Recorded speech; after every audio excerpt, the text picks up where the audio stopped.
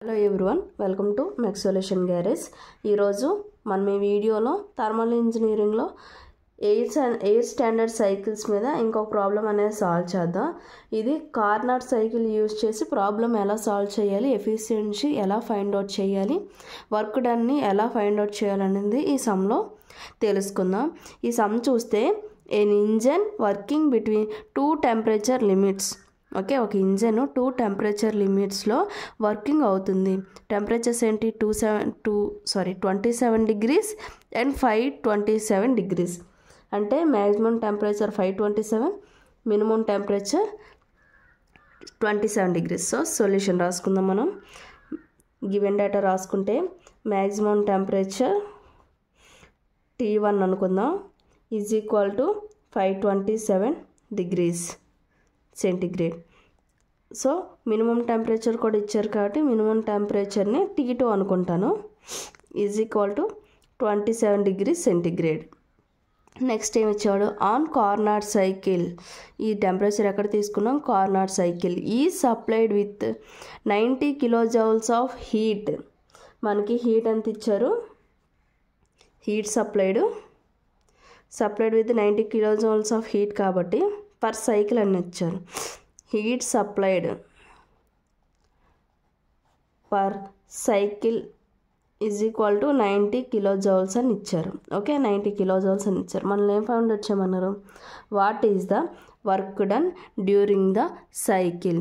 Work done ఏంటనేది మనల్ని find out చేయమన్నారు. సో మనం టెంపరేచర్ని, హీట్ సప్లైడ్ని తీసుకుంటే మనం ఫస్ట్ అనేది టెంపరేచర్స్ ద్వారా ఎఫిషియన్సీని ఫైండ్ అవుట్ చేయాలి.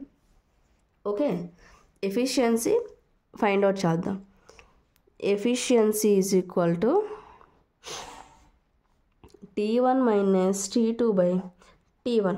మనం ఇలా చేసేటప్పుడు ఇంతకన్నా మనం ముందు చేయాల్సింది ఏంటంటే ఈ టెంపరేచర్స్ డిగ్రీ సెంటిగ్రేడ్లో ఉన్నదాన్ని కెల్విన్స్లోకి మార్చాలి. So T1 is equal to 527 plus 273. Okay, is equal to 800 kelvin. T2 is equal to 27 degrees కాబట్టి 273 డిగ్రీస్ 273 కాబట్టి ఇది 300 కెల్విన్ అవుతుంది. సో ఈ వాల్యూస్ని మాత్రమే మనం ఈ వాల్యూస్ ఈ ఫార్ములాలో మనం సబ్స్టిట్యూట్ చేయాలి. ఈ వాల్యూస్ చేస్తే మనకి ఆన్సర్ కరెక్ట్ రాదు, రాంగ్ వస్తుంది. ఓకే, మనం ఎప్పుడైనా కెల్విన్స్లో మార్చుకొని మాత్రమే ఆన్సర్ని చేయాలి. సో T1 ఎంత? 800. T2 ఎంత? 300 బై T1 800 కదా. సో 800 నుంచి 300 తీస్తే 500 బై 800. 0 get cancel. 5/8 అంటే 0.624 అనమాట. ఎఫిషియన్సీ ఈజ్ ఈక్వల్ టు 0.624 అంటే ఇన్ టర్మ్స్ ఆఫ్ పర్సంటేజ్లో చెప్పాలంటే 62.4% అని అర్థం.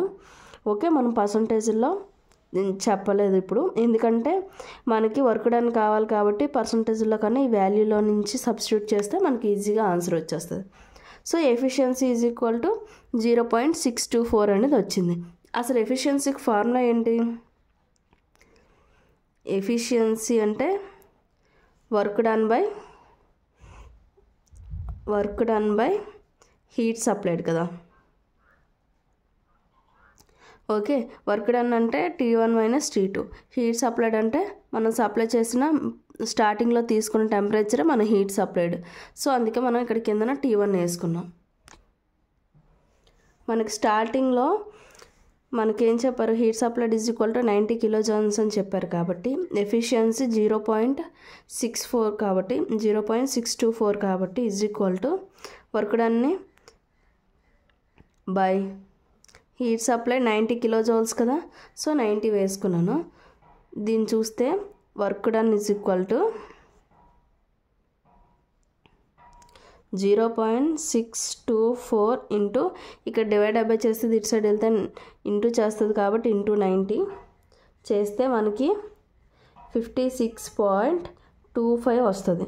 సో ఇది మనకి ఎలా ఉంది? కిలోజౌల్స్లో ఉంది కాబట్టి వాల్యూ మనకి కిలోజౌల్స్లో వస్తుంది. Okay, so work done W అనుకుందాం. So W is equal to work done is equal to 56.25 kilojoules.